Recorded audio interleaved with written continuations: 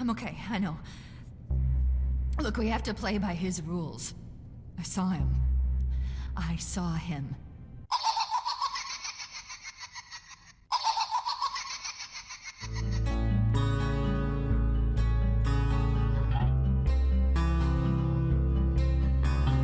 Licensed video games. You know their reputation. Don't go in with the highest of expectations. How about one based on the Saw franchise? Everything about the series? A great fit for a game. They make an attempt at it in 2009. The end result? Well, the term missed opportunity pops to mind for Saw the game. They did a great job of nailing the atmosphere of Saw. It's clear the team had an understanding and love of the franchise. It feels in a similar vein to games like Condemned and Manhunt. It's the gameplay where it falls short. While there's heavy emphasis on puzzles, Saw overplays its hand with recurring puzzles and minigames. Ones that more than wear out their welcome before the game's end. Saw also has one of the clunkier combat systems I've come across. And not in the survival horror kind of clunky. The kind where I wondered at first if my game was bugging out. It's one that needed far more love considering how much you could break it with one strategy that trumps all others. And while the story has its moments, there's a real lack of choice and consequences in Saw. With how the game begins, it seems like it's setting up for your actions to have consequences. That you will have a say in whether people live or die. Morality system. It'd be a perfect fit for a game based on Saw. But once you dive in, you realize it's nowhere to be found. Which is too bad, because with a few tweaks, Saw would sit well alongside games like the Condemned and Manhunt series. Games with bleak, dark atmospheres with gameplay to match. There are a few games out there like them. Saw could have slotted next to these titles with more time devoted to it, but never quite reaches what it's capable of. So my fellow Boulder punchers, I want to play a game. Let's dive in. Live or die, man. A few notes before beginning. I will have spoilers for the film franchise, most emphasis on the first film. A few bits here and there for the sequels. I know Lionsgate can be copyright strike heavy when it comes to film footage, so enjoy the occasional still image from the films. On the game itself, you can no longer buy Saw off of Steam. Not exactly sure why, could be a licensing issue. Whatever the case, you can find the PC version on my Abandonware and the Internet Archive. Or you could also get it for the Xbox 360 and PlayStation 3. I didn't have any issues running the PC version here on modern hardware. Like any older releases, check PC Gaming Wiki for further tweaks. There are some changes you want to make in the config files for a better experience. And a big thank you to the fellow Boulder punchers who support the channel through Patreon, YouTube memberships, or one-time donations like Ko-fi. If you're interested, check the pinned comment or description for links and more info. As well, if you haven't done so, do consider subscribing to the channel and joining the Discord. Hello, Melissa. It's time to wake up and see what your life has become. In Saw the game, we play as Detective David Tapp, Danny Glover's character from the first film. Tapp awakens in a room reminiscent to the one from the first film. The game wastes no time here. Attached to Tapp's head is one of the most iconic traps in the series, the reverse bear trap, the one Amanda escaped from in the first film. Jigsaw makes an appearance on an old television, telling us why we're here.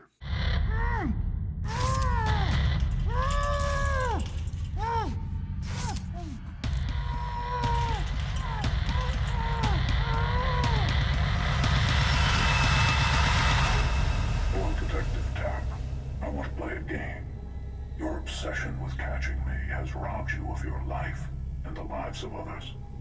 You abuse every resource available to you, tearing apart lives in your quest to find the truth. You have lost your family, your badge, even the life of your partner, Detective Singh. You have lost your health, whittled away by the bullet wound in your chest. But you have not given up, have you? Now we will see if you can overcome your obsession. No doubt you remember the device attached to your jaw. It is evidence left over from your investigation. Here's what happens if you lose. Free yourself from the device and pursue me, or sit there and let it tear you apart. The choice is yours. Let the games begin, with a quasi-QTE to get us out of this reverse bear trap. Uh-oh. Is this game going to be QTE heavy? This is a 2009 release after all.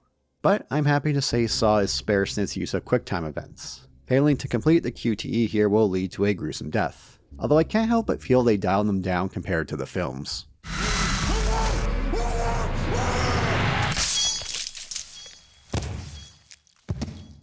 Escaping from the trap, Saw the game begins proper. Where are you, Jigsaw? I won't play your game. I won't! Ah!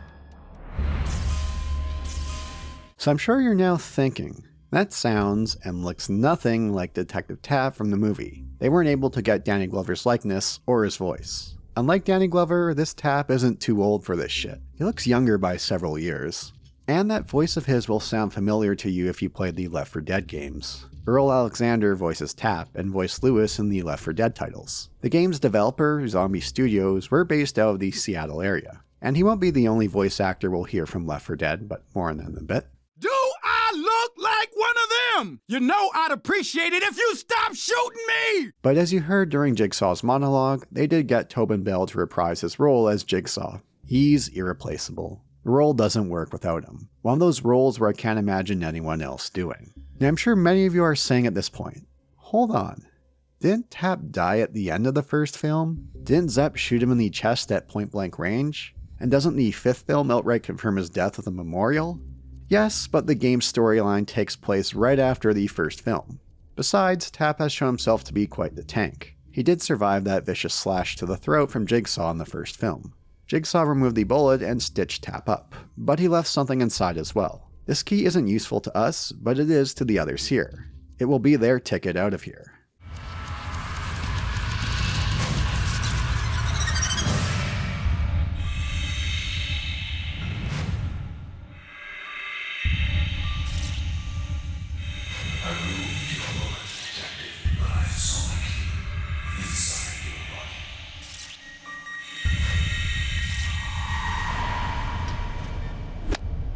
And where are we exactly? This is the Whitehurst Asylum for the Insane. Long since abandoned, we'll discover through notes over the course of the game how depraved this place was to its patients. We'll need to make our way through the asylum, deal with all sorts of traps, and the other prisoners locked up here by Jigsaw. Now when it comes to the Saw films, you need a heavy dose of suspension of disbelief. Especially as the series went on. All the work required to set up the traps, to kidnap victims for said traps, how Jigsaw always seemed to be playing 4D chess, who always had several contingency plans up his sleeve at any given time. Here in the game for Saw, brother, it's a whole different level of requirement for the suspension of disbelief. How did Jigsaw get this asylum set up with so many people locked up? Isn't he on the verge of death at this point? We will see that he has at least one other helping him out, but with all the TVs, the traps, the needles, glass everywhere, you need a small army to get this set up with no one the wiser. Now I know John Kramer is a wealthy man, but this gets into the realm of the ridiculous. But this is a video game after all. Instead of keeping us in a small interconnected area, which would make sense for a Saw-based game, we move from point to point around an absolute mammoth asylum. You also might be thinking, well, this falls outside the realm of canon. They'll get more loosey-goosey with it. But that's not the case. As far as I know, what happens within the game, both this one and its sequel, are canon with the film franchise. They did bring in series creator James Wan and Leigh Whannell to help with the writing process and design the traps. While they made some tweaks to fit the setting of Saw into a gaming experience, the feeling of Saw is still intact. It's one of the game's greatest strengths. While not to the same extent as the films, Saw the game makes use of its editing tricks and cutscenes. The quick flashes, the rapid camera cuts, the signature Saw feel is there if dialed back.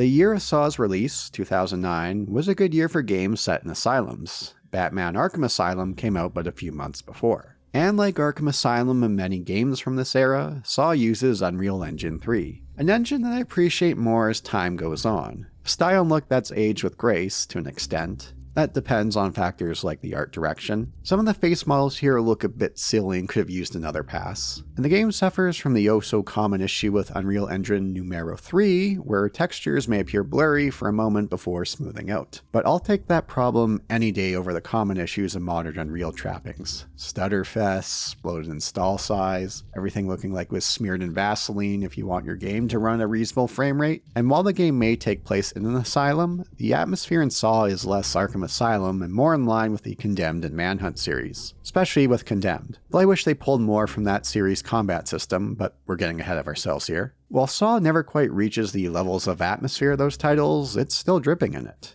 And to be fair, we're talking about games from world-class studios, well, one former, rest in peace, Monolith Productions for comparison. Saw's developer Zombie Studios did a fine job of taking the tone and feel of Saw and tweaking it to fit the format of a game. And what helps with the atmosphere is the fantastic music.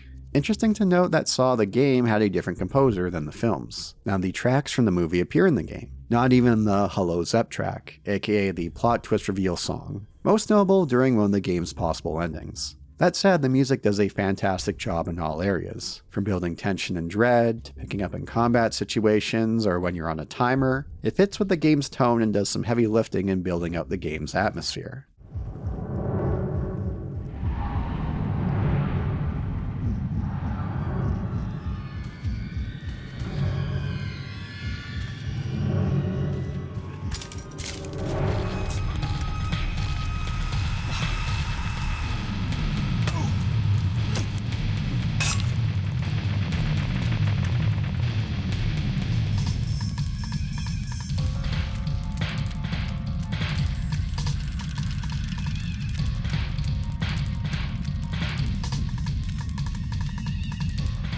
Getting into the gameplay of Saw, we'll make our way through the asylum, dealing with puzzles, other inhabitants, and all other dangers that lay before us. Like glass on the ground, Tap is barefoot, which you'd think he'd do something about, like grabbing a pair of shoes on the many corpses we'll come across. Corpses that were already there, or Tap adding to the corpse count with his fights against others. I'm sure someone in the asylum has a corresponding shoe size. Glass on the floor can blend in a bit with the environment, but it's not like the glass covers every square inch of the floor. It becomes less frequent as the game progresses, and even at the beginning, it's nothing much to deal with. If you step in it, back off and search the floor moving forward. It doesn't do a ton of damage.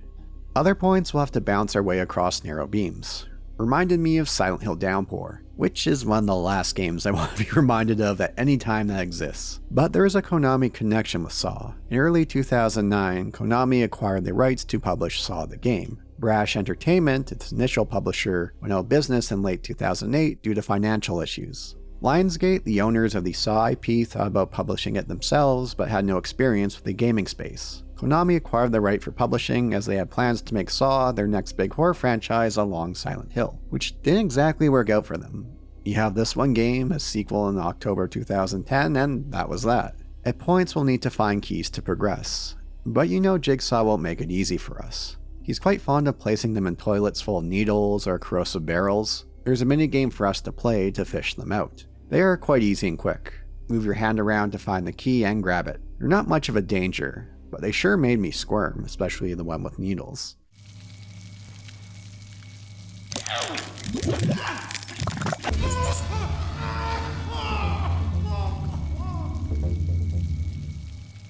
There are many doors throughout the asylum rigged with a shotgun. When you open them up, you'll have a QTE playout. Press a button to disarm the trap. It's a very generous window. I don't recall ever dying to any of these beyond letting myself die to see the scene play out.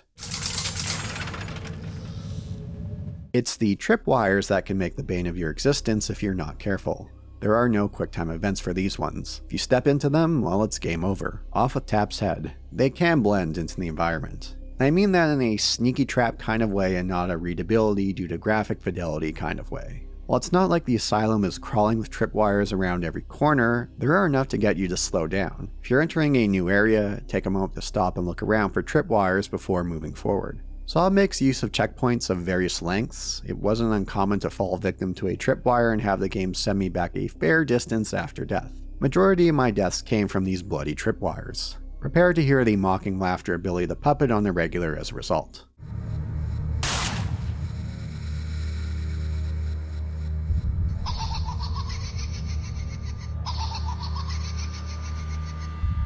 When the game starts you off in a reverse bear trap, it uses a QTE to escape, which had me concerned the game would be QuickTime heavy when it comes to puzzles and minigames, but that wasn't the case. Saw throws many recurring puzzles our way on the regular, which is a good fit for the franchise. Thing is, their execution can be spotty and full of repetition. There are an assortment of video games and puzzles, but many wear out their welcome well before the game's end. But there are some puzzle types the game underutilizes, like the environmental puzzles. Sometimes you'll need to line up your perspective in a mirror or a room to find a combination to a padlock. You may need to shut off the lights to line things up. Speaking of lights, we have a few options for a light source, like a flashlight or a lighter. While the lighter provides a little light, it can come in handy in combat situations. You can also use a camera's flash for a burst of light. Not that practical compared to the flashlight, but it's a nice nod to the first movie, where Adam uses it in his apartment while trying to catch an intruder. There's one room in particular that gave me a decent chuckle on the environmental puzzle front. Line your perspective up to determine the combination to the padlock.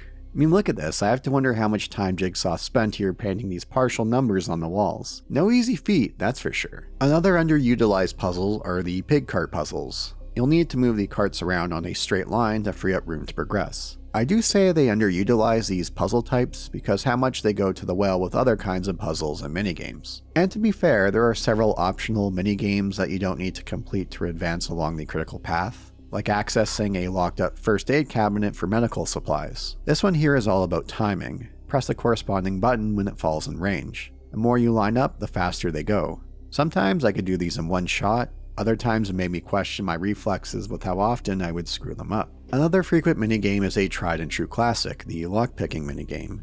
As far as lockpicking minigames go, it's reasonable. Match the symbols of the inner ring with the following inner ring until it loops back on itself. They're short and sweet. Not the best lockpicking minigame, but not the worst. Middle of the road. Another frequent puzzle are the gear puzzles. Choose between 3 gear sizes to connect the gears with one another. Again, short and sweet, but a bit more involved compared to some of the others. They get frequent usage for opening up a weapon container with the high-end weapons, like a bat with nails or a revolver. It's one of the better minigames due to how Saw will scale up on its difficulty. Another puzzle type is the pipe dial. When I first came across these, I was thinking, uh-oh, I'm not the best at these kind of puzzles. Rotate the circles within to connect one outer pipe with the other. But you will learn in short order the trick to them. Start from the outside, find the pipes that connect to the outer layers, and work your way inward. Sometimes I'd solve them within a few seconds, other times I'd have to try a few more rotation combinations to get things right. The best recurring puzzle are the circuit board puzzles. Rotate the pieces to flow electricity to all the buttons on the grid.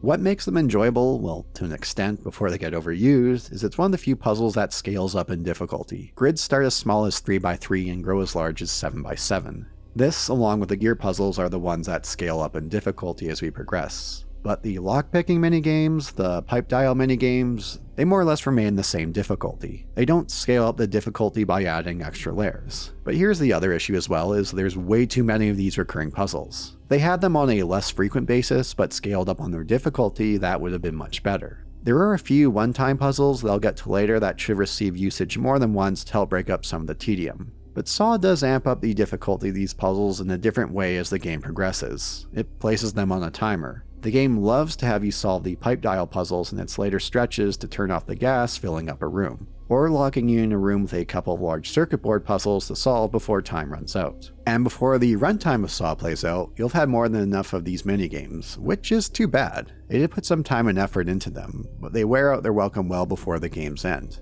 And to be fair, some of them are on the optional side. As long as you keep your health high and supplies stacked, you can't ignore them. But even those along the critical path more than wear out their welcome by game's end. The same can be said about combat, although in a different way. I brought up earlier that Saw the game reminds me of the Condemned series, not only for its tone and atmosphere, but on the combat front. Well, it seemed that way at first. While it's not a first-person title, it shares similar characteristics to how weapons work. They'll break after a few uses. You'll find a variety of objects lying around to use as a weapon, like pipes, mannequin arms, lamps. You can find some of the game's hardest hitting weapons like the revolver or bat with nails locked behind a gear puzzle. The revolver only has a handful of shots. To note, no enemies we fight will ever use guns, although some will bombard us from a distance with Molotov cocktails. For melee combat, we have a light attack, a heavy attack. For defense, we can block or dodge. Time your block right from an enemy attack and you'll encounter a QTE for a counter opportunity. But how's the execution of its combat system?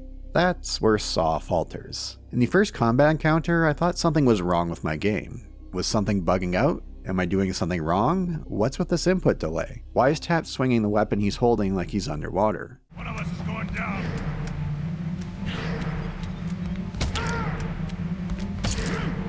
I have to do this.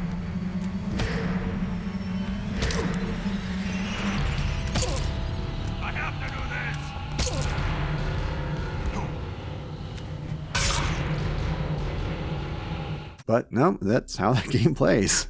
Getting these counters with a well-timed block felt janky as far as timing goes. That said, there is one strategy that helps override all these issues and more, but we'll get to that soon. Now, Saw doesn't go overboard with combat encounters. Tap can stack up quite the body count by the game's end, but it's obvious that the game didn't go too combat heavy to not clash as hard with the narrative. Although as a result, they went to the well far too often when it came to recurring puzzles and minigames. Beyond the basic enemy type, we'll come across others as we progress, like the Berserker. They can't see us due to having a locked box on their head, but they can hear us and will charge at tap.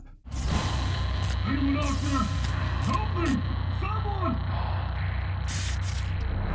You can use items like bricks in the environment to distract them. Another enemy type are the Heavies, packing a bit more health and a lot more punch by carrying a baseball bat with nails.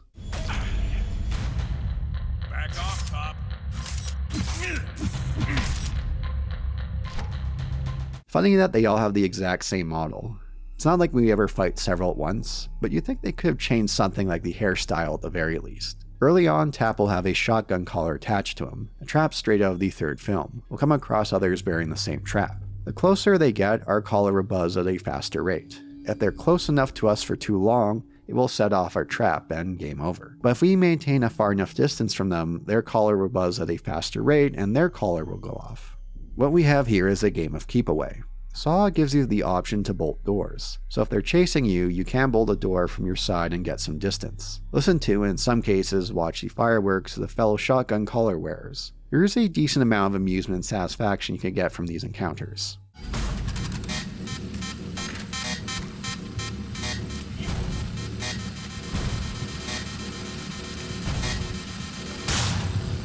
One enemy type that shows up once in a blue moon have an explosive attached to their hand. When we kill them, it will set off a short-range explosive. Beyond combat, we do have other options in dealing with those foes out to get us. During encounters, Saw likes to throw us in arenas with options. There could be several points of entrance. You can make use of traps, like a tripwire. Disarm it, allowing yourself to cross, and if they chase after you, rearm it once you pass. It's an instant action. You're none the wiser of what's about to happen.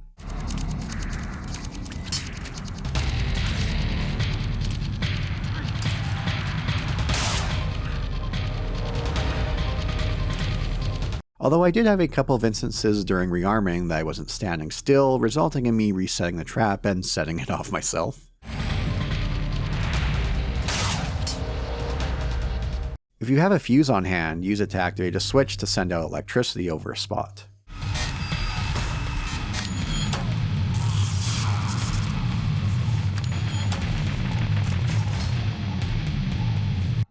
With the supplies and schematics we can find, we can also create our own traps. A stun trap, an explosive trap, a gas trap, which places this large jar on the ground, which enemies love to run right over. Not the smartest AI I've come across. Although the gas trap, that never worked out well. Unless you get far enough distance away, you'll fall victim to the gas, which kills you in short order.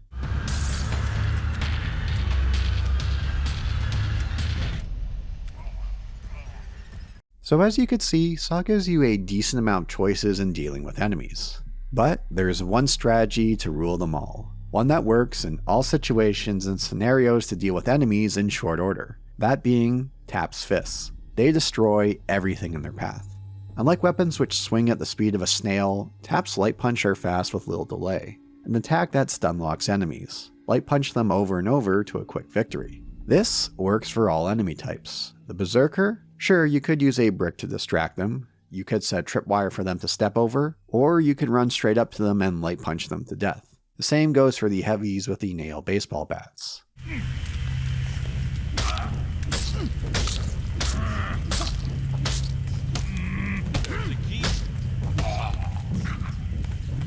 Those wearing shotgun collars? You could play keep away from a distance, setting off their collar, or you could run right up to them and light punch them to death. You have more than enough time for that before your collar goes off and you die. It was quite the revelation discovering how broken Tap's fists are. Why would I use a weapon beyond the revolver to deal with enemies when this makes short work of them? Yes, the game gives you many options with traps in the environment. It's easier just to run up to your opponent and light punch them to death. What you end up with is a combat system that shows promise at first, and then you make that first swipe of your weapon in hand and realize what you have to deal with, until you discover the fist trick. The traps you could set for enemies do add variety, but with how broken your fists are, it's easier to run up to everything and punch away. As mentioned, it's too bad they didn't pull more from something like the Condemned series and how that game handled its combat. Felt like it'd be the perfect fit for a game based on the Saw franchise. Now, they would have a sequel the following year, which I may cover in the future. What did they do about combat? All encounters are now QTEs. To be fair, it only came out a year later and was by the same developer, Zombie Studios. Something you could do for movies, but having the same studio put out a game within a year starts to become nigh impossible around this time frame with the rising cost, complexity, and scope of game development. They couldn't keep up with the pace of how they pumped out Saw films year after year each October for 7 years from 2004 to 2010. So, before we get into the major plot beats and highlights for the game of Saw,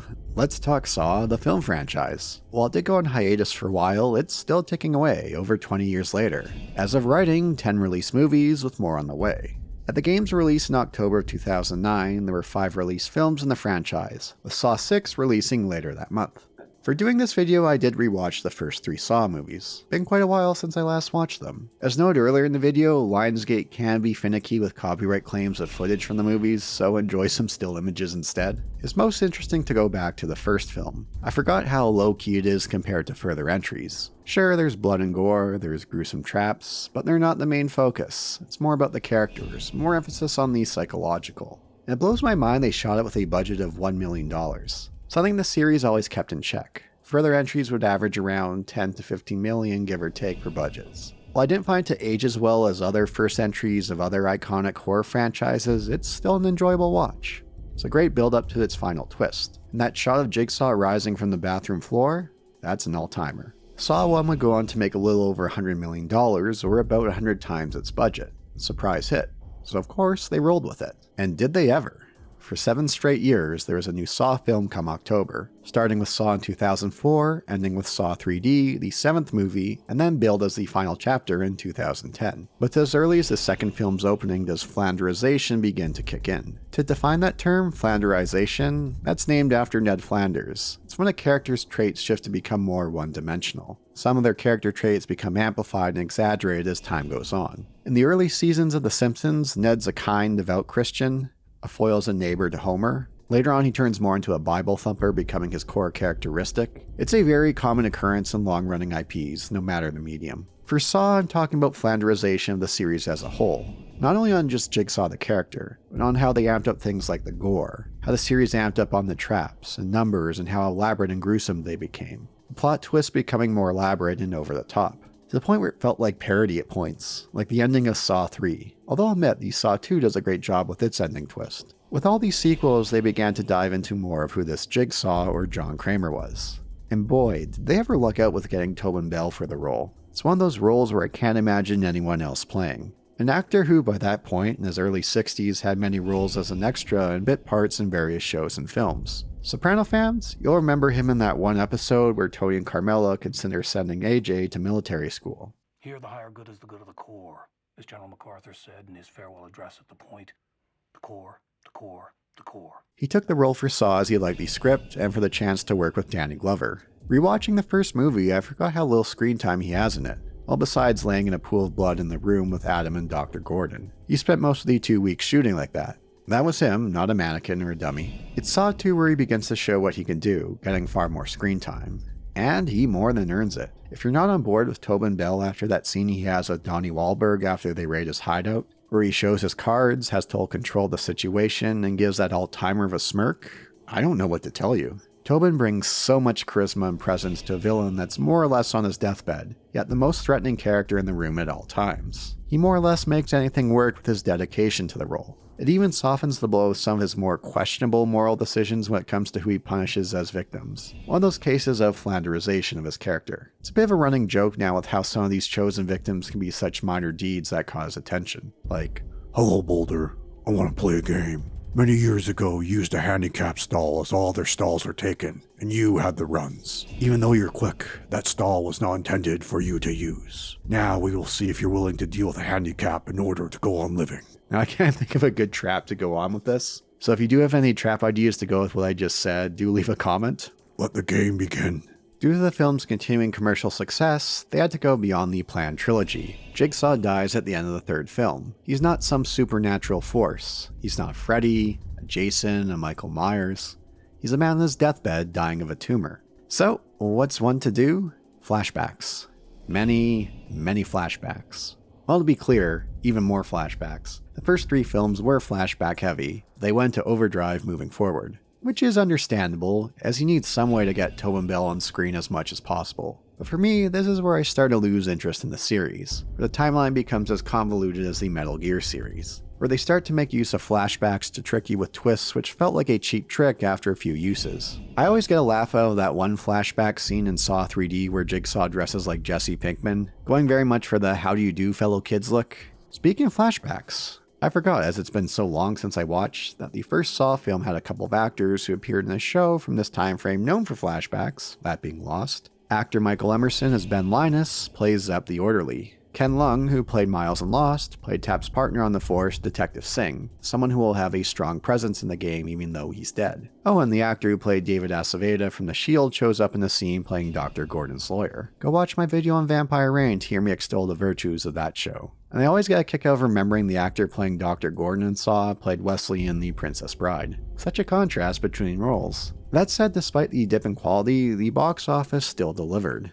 Box office returns for Saw 2 to 5 range from around $120 million to $160 million, all with budgets around $10 million give or take. Very generous return on investment. But the series was getting long in the teeth. Saw 6, which released a few weeks after the game, would reflect that. It would earn around $70 million, a large drop from prior films. Now, to be fair, there was a new kid on the block for October 2009 for horror films, that being the first Paranormal Activity film which ate Saw's lunch at the box office. Which is too bad, as Saw 6 is far better than 4 and 5, and one of the better movies in the franchise. Wish I could say the same about the quality of Saw 3D, the 7th film, at the time billed as the final chapter. But it would fall more in line with prior entries box office-wise. It did have the 3D gimmick, it was the final entry, and did have Dr. Gordon returning going for it. But as you know, nothing's ever really gone. More so with money to be made. The series would return in 2017 with Jigsaw, and had a couple more entries since. One being a spin-off without Tobin Bell, and with Chris Rock released during COVID, which, surprise surprise, didn't do too well. Now, I haven't seen these, so I can't exactly comment on them. I'm sure someone out there watching this video has seen all the Saw films. I am curious to hear from you below how you would rank the series overall, and how the more recent entries stack up. I've heard Saw 10's quite good. And whenever the next film arrives, it will be under Blumhouse Productions as opposed to Twisted Pictures. This happened a few weeks before putting this video together. Blumhouse acquired Twisted Pictures' 50% stake in the Saw IP, with the other 50% owned by Lionsgate. As long as they keep making money, why stop? Besides, if you look at their budgets, even the more recent films, they've all been minuscule and a fraction of something like a Marvel film. If Tobin Bell's up for it and audiences keep showing up, you'd be fool not to keep going with the returns they get. I do have a fascination with the writing of long-running franchises, where you get a whole slew of convoluted timelines and retcons to keep things afloat, where they write themselves into corners and resort to all kinds of tricks to get themselves out. Like the Fast and Furious film franchise, one that's been running as long as Saw, with a few more films under its belt. I haven't watched any past the first 4, but I'm aware through osmosis of further events in its story, like how they handwave character deaths with absurd explanations or tweaking the chronological order. It wouldn't surprise me if they used time travel and further fast entries for further tweaks or to get themselves out of the corner they've written themselves in. On the gaming franchise front, I did mention Metal Gear earlier having a convoluted timeline of events that require deep study to map out. Same goes for the Resident Evil series. Good luck keeping track of everything, especially when you add the remakes into the mix. Now, I will give the series credit for making use of soft reboots like RE7 to get the series back on track after going off the rails. It wouldn't surprise me if we saw another soft reboot after Requiem. Or what about Kingdom Hearts? If you have a coherent understanding of what in God's green earth is going on there, you deserve some kind of degree for your devotion. Well, scratch that. Maybe something else instead. Get a life.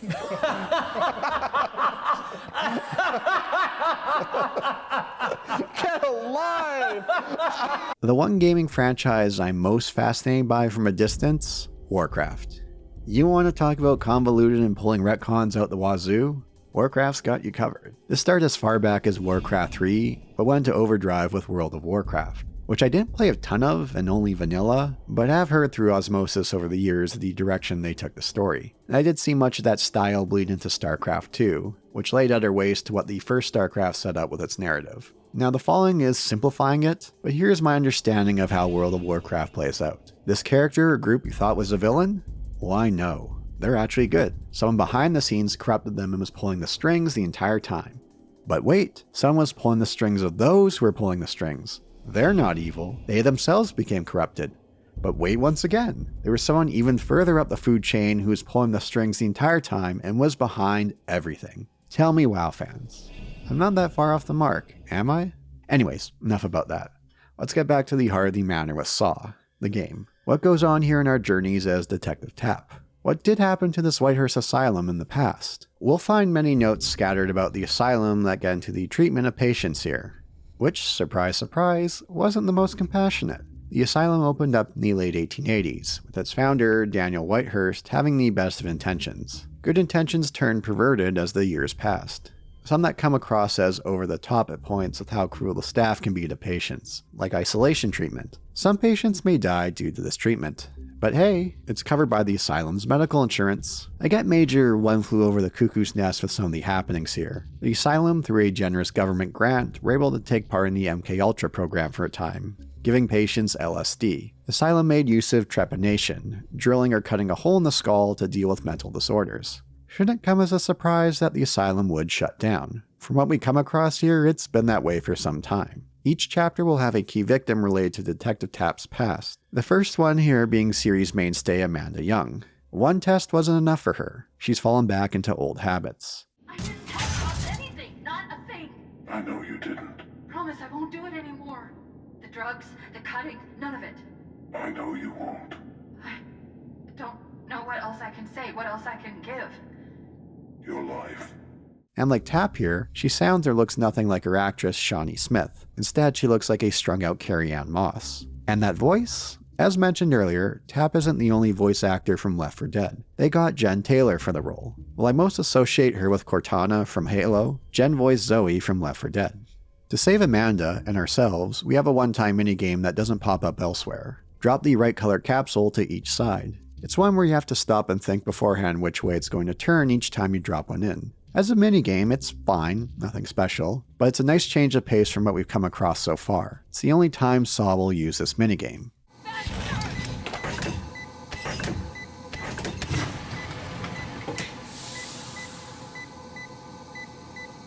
One thing I wondered going in was what kind of choices the game would give us. Would the game continue on if we were unable to save the victim? Well no, if they die, it's game over. Now to be fair, you can't let Amanda die here considering the franchise's timeline, and there will be another victim we'll come across later with the same issue. But there's others we come across more removed from the film franchise where they could get away with it. After all, this time frame of the late 2000s, choices and consequences and moral dilemmas were a major marketing point for certain games. It would fit like a glove here considering the themes of the Saw franchise, but they didn't make use of it, which is too bad, as it could have added so much more to the game. Bringing up suspension of disbelief again, what if Tapp died earlier? What if he died trying to get the reverse bear trap off, or stepped over a tripwire, or lost in a fight to the death? What would Jigsaw have done with Amanda here, or the other victims we'll come across? Would he let them go? Put them in another trap that they would have to get out themselves? More or less, all his plan here hinges on Tapp making it through everything. Again, with Saw, it's one of those stories where you could go down a rabbit hole with asking valid questions against such an absurd scenario. At some point, you have to hand-wave it away and say, well, roll with it. That said, Amanda isn't so grateful for Tapp saving her. And to be fair, as she brings up, they're all here because of him. Who is he? What did he look like? That's all you care about? I just nearly died. We're all here because of you, detective. Oh, the hell with this. Amanda will follow us for a brief time. Now, no, this is not an escort mission. Our time together in game is so short, I have to wonder why they didn't take care of it in a cutscene. And there was a missed opportunity here for a little Easter egg that Kojima would have approved of. Try to kill her in combat does nothing. Knock it off. I'll imagine if the game allowed for it.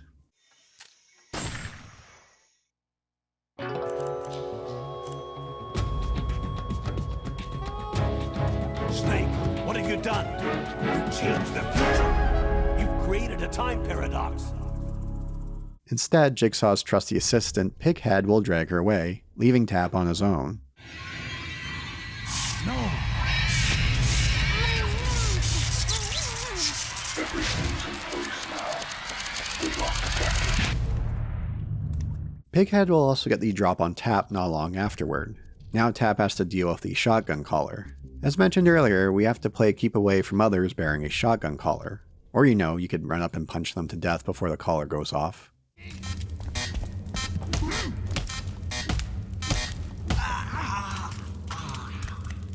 The next victim is Jennings Foster, a unique character for the game. He worked on the force with Tap as a crime scene investigator. Driving home drunk after a night of drinking, Jennings hit and killed a homeless man. Jennings used his skill as a forensic scientist to frame an innocent man for the crime, sending them to jail. As far as Jigsaw's justifications for punishing victims, which could get quite questionable at times in the films, this one here is reasonable. He's punished far more innocent individuals. As a forensic scientist, you knew just what to clean, but you couldn't clean guilt from your soul, could you? You even put an innocent man in jail for your crime, all to preserve your perfect life. But you couldn't stop the guilt from eating away at you, rotting you from the inside. Unless the officer you involved in your crime can hold the blade, we will see what you really have inside. It's a bummer that saving Jennings here doesn't have a unique puzzle. It's doing 4 rounds of the gear puzzles, each one getting more elaborate and difficult. Adding to the tension or frustration depending on how you look at it, the game will have periodic cutaways to the trap descending on Jennings. Unlike the previous trap with Amanda, if you fail, Tap doesn't die along with Jennings. This will continue for all other victims. Like Amanda, he's not exactly thrilled with Tap, despite having been at death's door. Unlike Amanda, he wanders off into the night, leaving us no time together in-game. You're the reason he picked me! You! Me? You killed a man. You a murderer. He was homeless! He didn't have a family, he meant nothing to anyone! What about the innocent man you put in prison? What about his family?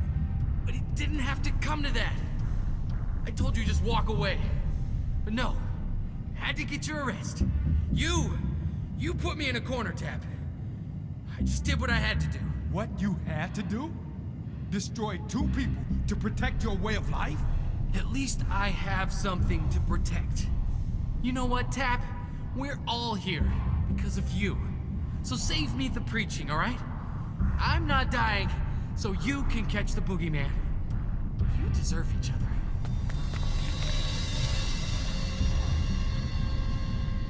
Our next victim to save is Melissa Singh, the widow of Steven Singh, Tap's partner from the first film. For a reminder, while pursuing Jigsaw after tracking him down to his hideout, Detective Singh dies from activating a shotgun tripwire trap.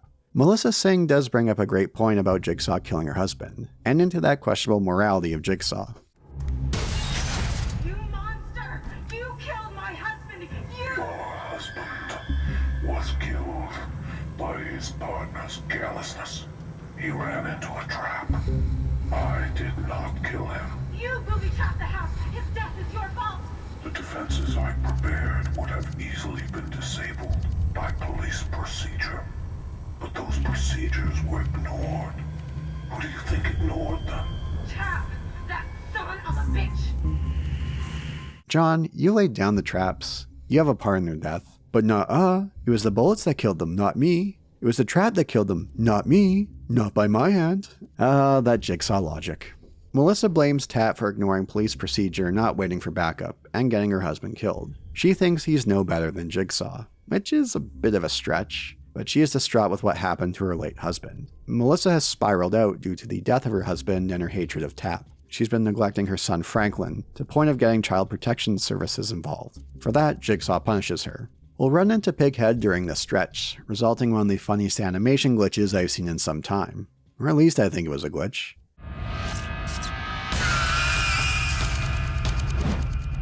Does Detective Tap here have a history with ballet? Jigsaw starts to lay into Tap here with audio logs. How much destruction has Tap caused in the lives of others due to his obsession with Jigsaw? Which, fair point.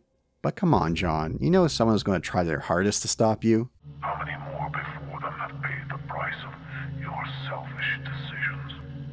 To find the key, you must look inside the shattered souls that you've destroyed.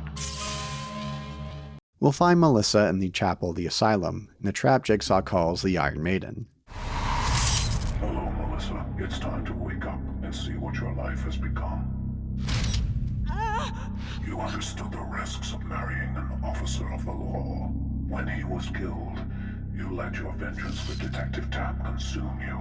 Your life crumbled and you neglected your son. I now offer you a gift, a chance to break through the numbness and taste the life you buried with your husband. Will you forgive Detective Tapp, or is your hatred too great to be satiated?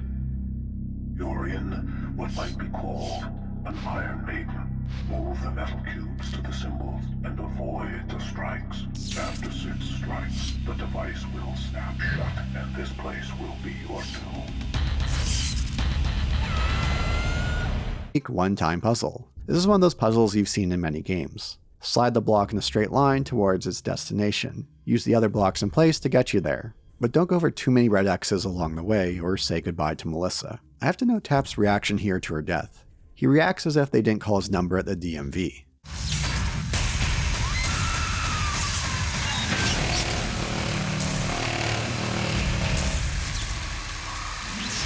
These get larger and more elaborate as we progress in saving Melissa. Due to the tedium of Saw overusing puzzles and minigames, I wouldn't mind having this one show up throughout the game as opposed to this one time.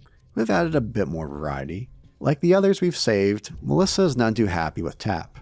And like Amanda, she hangs around for about a moment before leaving, refusing to forgive us. To the point where I wonder why they didn't do this all in one cutscene as opposed to having her follow us for a tiny stretch. Don't you touch me! Get away! This is all your fault! All because of you! Why won't you just leave me alone? Just take it easy, okay? I wish you were. I wish you hadn't saved me from that thing. I wish I were dead too. Anything would be better than this. I can't feel You think I didn't try? anymore. You think it doesn't eat at me every day? I can't change what happened. If I could have taken his place, I would have. I wish I was the one in the ground, not him. I'm sorry, David. You deserve this. He said if I made it this far, I could choose to leave. I'm leaving, and I'm not sorry. Goodbye. Our next victim to save will be Oswald McGillicuddy, a journalist. A few of the notes found in this level and in past levels were his words from newspaper articles. Oswald doesn't think well of Tapp due to Tapp not giving him info about Jigsaw.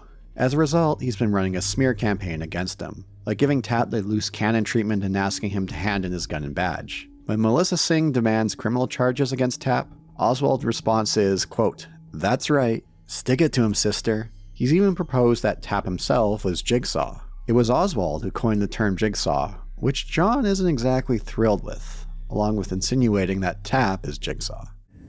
Let me out of here! When I get out of this thing, You what? Write a story about me? You've already done so much, Oswald. Oh shit! You're him! You're the Jigsaw Killer! That is the name you have given me. Your words have changed how people perceive me, regardless of the truth. Now that your words are useless, what is left? To save Oswald, we have a returning minigame of the circuit boards. 3 to solve within 4 minutes, each becoming larger. I burst out laughing when I reached the third and final circuit board when it bumped up to a 7x7 grid, something the game will make use of moving forward. And like Melissa before him, if Oswald dies, Tapp shows what looks to be mild annoyance. To be fair with how much Oswald dragged Tapp's name through the mud, I don't blame him for having much of a reaction. While a bit grumpy at first, Oswald begins to wonder if he was wrong about Tapp. And like the others, he wants to help us in finding Jigsaw. Well, once again for a short time, as in you climb a ladder in one room and we part ways. But in a different way than others, which again I have to wonder, why not do this all in the cutscene? Did they have plans at some point to have escorts and then decide to cut them out? Who knows?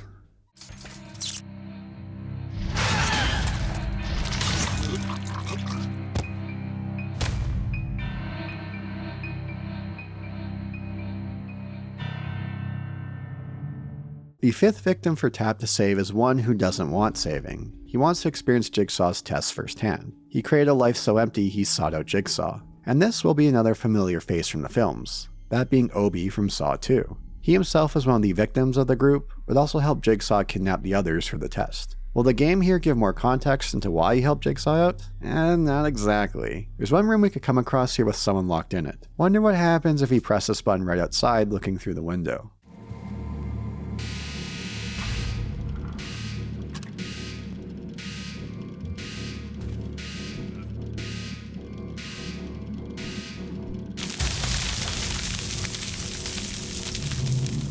Huh.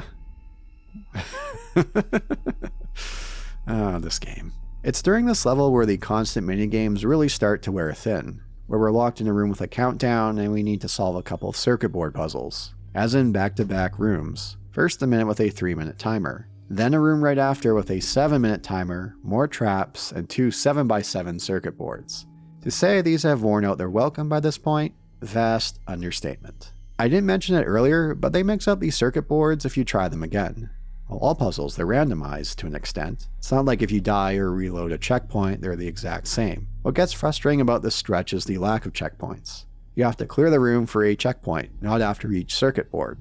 What you can do if you want to ensure victory is take a snapshot of the circuit board, pause the game, and work it out that way. I saw Jerma do that when he streamed the game. For me, there were a few times where I'd always get near the end, but always struggled to light up that one last button. Obi finds himself in a similar trap that he will in Saw 2. Hello, Obi.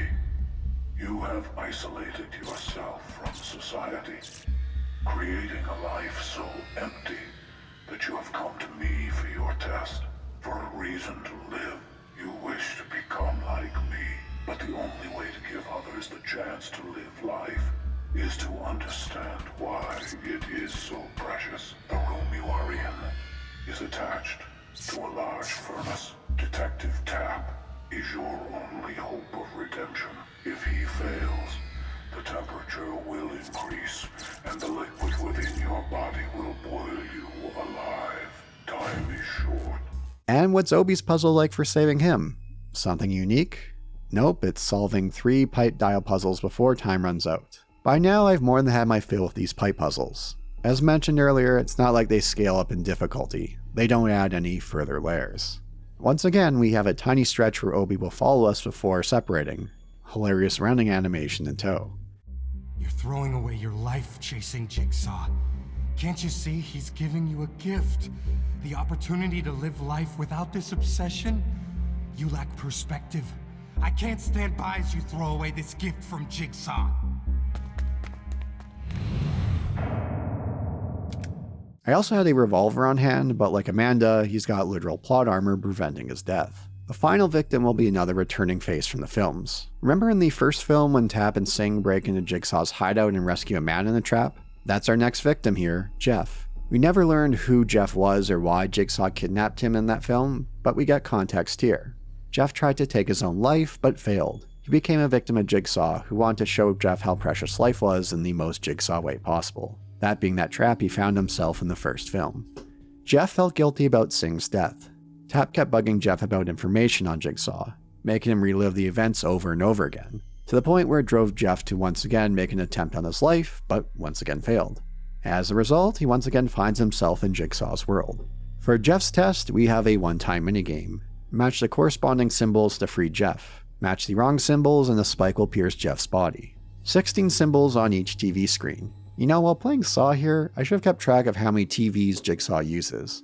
There must have been hundreds of them. Wonder how he got all of them without drawing any attention. This minigame is a bit of an odd duck where I'm not sure if there was a glitch here. You do get a brief flash of what symbols are on the TV, but that order changes when you begin the minigame. You match symbols like hammers to a nail or a tape to a tape recorder. You're that detective! The one who... Are you here to harass me some more? To interrogate me? That looked painful. Are you bleeding?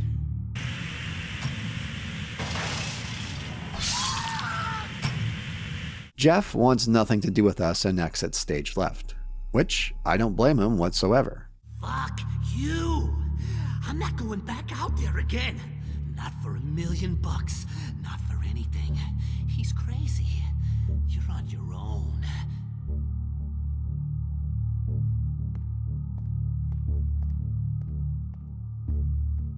For the final chapter, there are no more victims to save. Well, only us. There's an audio log at the beginning of the chapter where Jigsaw gives Tap the old, "We're not so different, you and I" speech. Yeah, I'm not sure I exactly agree with that, John. What do you see when you imagine me, detective? A masked vigilante? An obsessed psychopath? When it comes down to it, detective, we are the same man, just separated by degrees. Before reaching Jigsaw, we'll have to deal with Pighead, his masked apprentice, the one who popped up throughout the game and gotten the drop on us a few times. We have a wide array of options to deal with Pighead here, including a spot to lock Pighead in and fry him with electricity. Those tripwire traps only make a tiny dent in their health bar.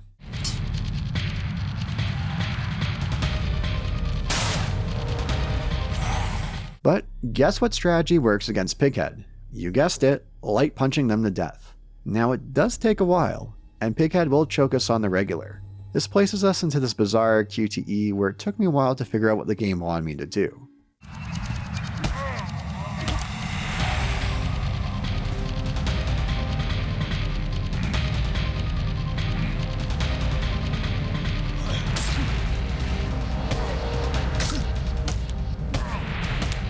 And who is Pighead?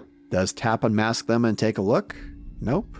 You'd think Tap would want to at least take a look at Jigsaw's apprentice, but no. There's no option to. Game moves right along. He is vulnerable in situations like this. Use your surroundings to end his game.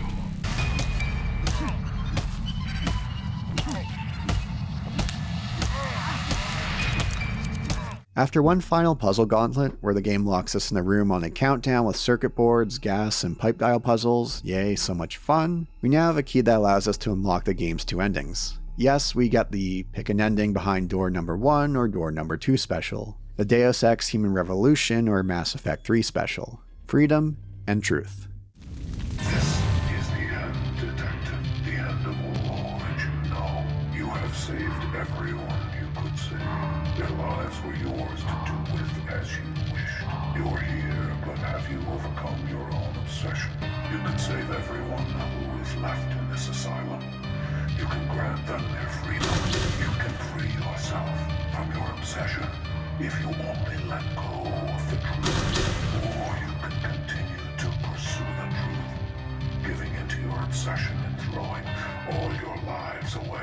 Freedom is the canon ending with Tap dying. After everything he went through, Tap wasn't able to get over his obsession of Jigsaw taking his own life.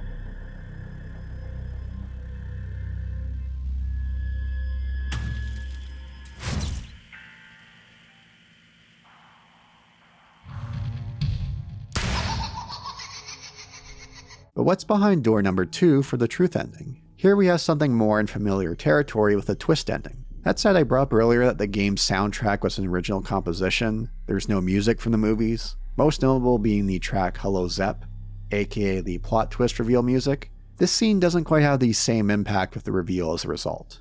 As far as twists go, it's okay. There are better ones in the films.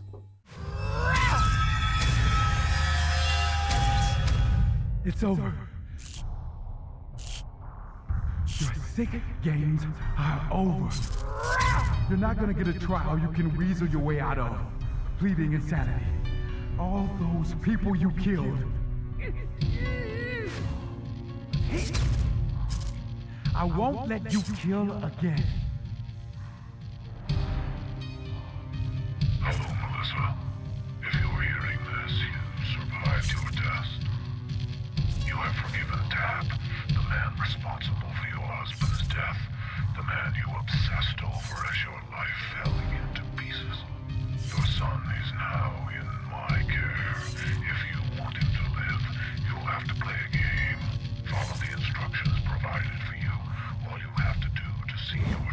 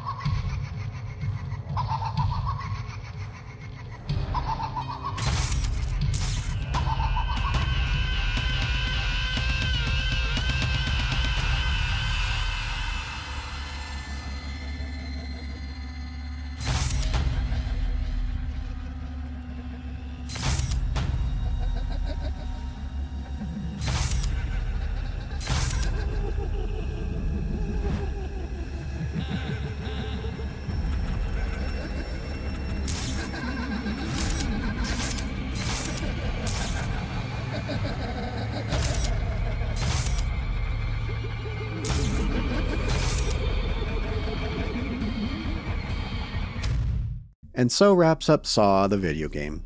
A decent yet disappointing game that stumbles on the execution front. As mentioned throughout, puzzles wear out their welcome well before the game's end and combat is lacking. But a major missed opportunity is a real lack of choice and consequence system. If you fail to save the victims, it's game over. But what if you failed to save these victims but the game continued? Or what if the game gave you the choice to walk away from saving them? It's interesting to note that there's only one trap, the one with Amanda, where both she and Tep are connected to. We both die upon failure, which does add more stakes to their encounter compared to the others.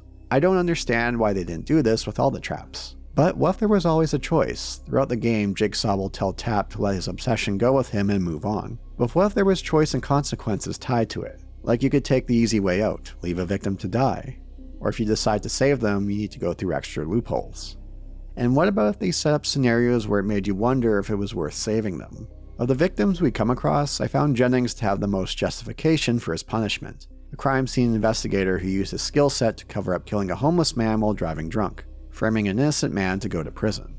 Morality systems were all the rage and a major marketing bullet point around this time frame. Would have been a perfect fit here in the Saw franchise. Alas, there's none of that here, and ends with the pick an ending behind door 1 or 2 special. What you do throughout the game doesn't matter. Zombie Studios would put out a sequel the year after in 2010. One I may look at it down the line, but what I've seen of it and heard of it, it's very much a downgrade in all areas. 2010 would also service the final Saw film until 2017 with the release of the 8th film in the series, Jigsaw. There have been no release games based on the series since 2010. Zombie Studios would shut down in 2015. But there haven't been games due to a lack of trying. There was a time when Lionsgate sought out, Bloober Team to make a Saw game after seeing their works on Layers of Fear and Observer. But the timing didn't work out. They would have to work with strict deadlines to get a game out in line with movie releases. Sounds like Lionsgate wanted them to have a game out around the release of Spiral in 2021. Instead, Bloober Team would make a Blair Witch game. They had more flexibility in what they could work on with the IP, which I haven't played, but I have heard is a bit of a ho-hum experience, but then again it is Bloober Team. If you did play their Blair Witch game, do let me know how you felt about it below. And where does Konami fall into all this? After all, they did earn the publishing rights for the Saw games. Well, from what I gathered from various articles, they no longer have those publishing rights. But there have been rumors over the last few years of the Saw games being in development. Make that plural. One being an asymmetrical multiplayer title, the other being a single-player experience. I'm curious to how they would do an asymmetrical multiplayer game. As the movie series progressed, there are more traps involving several victims, either having to work against or with each other to survive. This feels like the most logical direction for a multiplayer experience. But I do have more of a curiosity of where they go with a rumored single-player experience. If they want to go more of the choice and consequence route, I could see someone like Supermassive Games being a good fit for making a Saw game. That Until Dawn approach of having the story change whether characters live or die, that would fit like a glove. Or if they want to strip things down further, they could have something more akin to an escape room experience. On that note of escape rooms, there is an official Saw escape room in Vegas. I'm curious if any viewers have tried it out. I'd love to hear your experiences below. With the reviews I've come across, it seems to be a great experience. I could see something more akin to the party room section in Resident Evil 7, or the bedroom minigame in the banned footage DLC. Something more low-key and in line with the first film in the franchise. As mentioned earlier in the video, Blumhouse Productions now owns 50% of the franchise, along with Lionsgate, purchasing that 50% from Twisted Pictures. Blumhouse Productions did create a game publishing arm, Blumhouse Games, a couple of years back. Like their approach to films, they want to seek out original, low-budget games to publish. The Saw IP has always had low costs. Making a stripped-down, low-budget game wouldn't be out of the picture. But again, these are only rumors. Saw the franchise is still ripe to explore in the gaming space. Because despite its shortcomings, Saw the game does a reasonable job of tweaking the game's formula to fit as a video game. You can see the team had an understanding of the IP and what to do with it. As far as licensed games go, it's one of the better ones I come across. But there's plenty of missed opportunities and wasted potential within. While the focus on puzzles is welcome, the game overplays its hands with recurring minigames. Ones that wear out their welcome well before the game's end. Combat is clunky in a way that's different from other survival horror titles, not in a good way. One that could have used some further iterations, and someone to realize how broken using your fists were. And of course, the wasted potential, the lack of choice and consequence. The game sets things up where you expect it to be a major gameplay mechanic, but it's nowhere to be found. The game was begging for a morality system to be in place. Fits the franchise like a glove, but strict deadlines and constraints are far more prominent in licensed titles to adhere to film releases, more evident with a follow-up sequel to the game a year later. It's too bad, because with more time, you could see a Saw game being more in line with game series like Manhunt or Condemned. Games with bleak, dark atmospheres with gameplay to match, where few games are out there like them. Saw the game could have been that with more time devoted to it. It's a franchise that's ripe for exploration in the gaming space. For first try, it's a commendable one, but never quite reaches what it's capable of. Thanks for watching. Leave a like and your thoughts in the comments below if you haven't, subscribe to the channel if you haven't done so. Special shout out to the Boulder Punchers who give extra support to the channel on Patreon or YouTube memberships. For those in the complete global saturation tier, American Boot, Flan Nagel.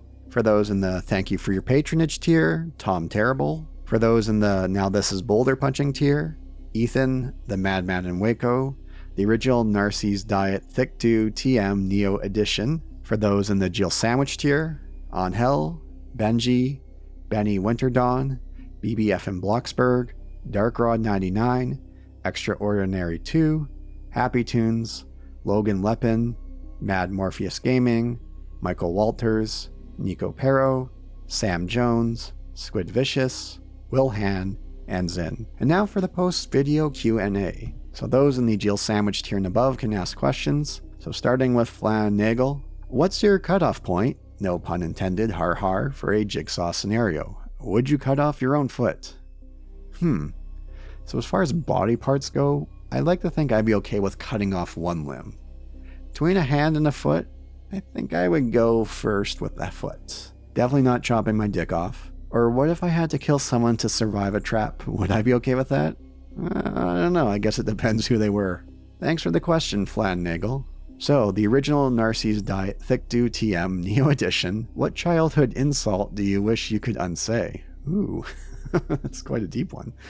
One that pops to mind, telling one kid who was younger than us, trying to make friends with us. I think it was something along the lines of like, what are you doing here, you baby? Nobody wants you here. I got quite the talking to after that one from the parents. I think it did sting that kid pretty hard. I wonder if he still remembers that. I sure do. Well, it did take a while for me to think about that, but that's one that kind of pops to mind. So thanks for the question. The original Narcisse Diet Thick Dew TM Neo Edition. I'll make sure I got the trademark right there. Extraordinary 2. What would you imagine your trap to be if it was fitted for you and only you? So as this is a video on Saw, I'm assuming it's like a jigsaw trap we're talking here. So what I can imagine the following being like, I'm in a trap where there's 2 locks. One of the keys for the locks we placed inside my ear, another behind my eye. So it's like the first trap from Saw 2, so I'd have to cut through to get the keys. So in the room, there's a speaker playing Mumford & Sons and Cardi B on very loud and on repeat. On the screen right in front of me is Mr. Beast videos on loop with Dreamcast Guy videos sprinkled within. So again, I have to cut my ear off and eye to get to the keys to free myself before I lose my mind. Or I could wait it out for a period of time, try to tolerate the auditory and visual onslaught, at which point I'm freed from the trap. Man, that would be tough to do. And if I tried to find a way out of the trap by cheating, like closing my eyes, I'd be stabbed by needles. Ugh. You know that needle pit in Saw 2? Ugh, that would suck. Ugh. But yeah, that feels like something my trap would be like. Besides the one I mentioned earlier, well, I didn't mention the trap, but the experience of using a handicapped stall when, I'm not handicapped. But it was free and I needed to go because I had the runs and there was no handicapped person around. And I was quick about it. But thanks, Extraordinary 2. So I'm also curious to viewers out there, what would your trap be? If you want to leave a long throw comment below of how you'd potentially be trapped by Jigsaw, do indulge me. Dark Rod 99, if you were a game director making a survival horror game, what would be the premise of such game or the gameplay elements? Okay, so I mean like some stuff I thought about in the past. So I can imagine something as far as a premise goes. Think something like the setting of an old mansion. I know, very original. Or a castle. I'm imagining somewhere isolated in Europe. I always kind of somewhere like in Italy in my mind, like somewhere very isolated, like a large castle or large mansion. Protagonist would be like a young woman. Why she's there, I don't have like a conclusive reason in mind. But she's brought in there by some like old, rich, aristocratic family hiding some deep, dark secret. As far as time frame goes, I'd shoot for something before the conveniences of modern technology. So I think something like the late 1800s to early 1900s. You know, she'd wake up to find this place deserted, have to explore to find out what's going on. Along the way, you know, some kind of monstrosities or creatures would pop up, along with the family, who I guess might have turned into some of these monstrosities. As far as tone would go, I'd see more on the darker side, something like a Rule of Rose or a Haunting Ground, but more on the gameplay, I'd say it'd be more in the line of Resident Evil, where it'd be very much emphasis on limited inventories with item boxes, very much focus on a small interconnected area, very heavy emphasis on resource management, plenty of trade-offs. So you know, think Resident Evil Remake, think Amnesia the Bunker. I think I'd be curious, and I mentioned it before in one of these questions I've answered in the Q&A, of underutilized mechanics would be the sight jacking element from the mechanic from Siren would be interesting, especially more on the puzzle front. I want to be like a puzzle heavy game too. Even it's something like that sight jacking element you could use to, I don't want to say time travel, but kind of do some elements of puzzles involving time shifts. I think could be very interesting with that.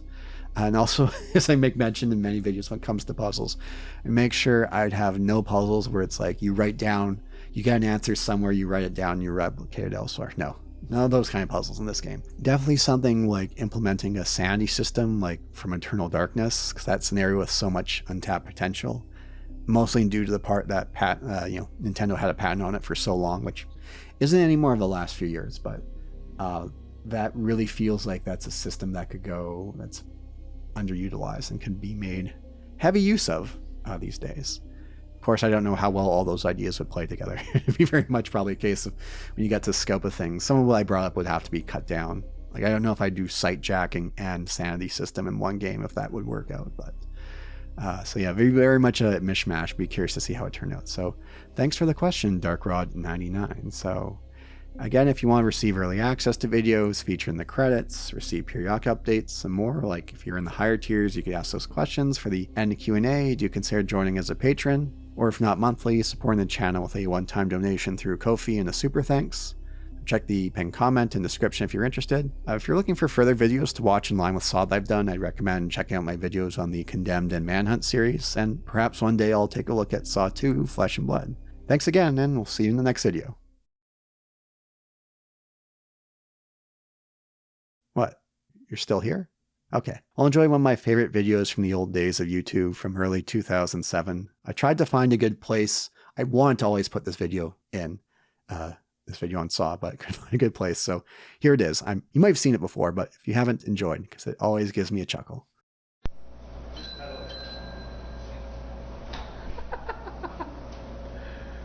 You want to play a little game?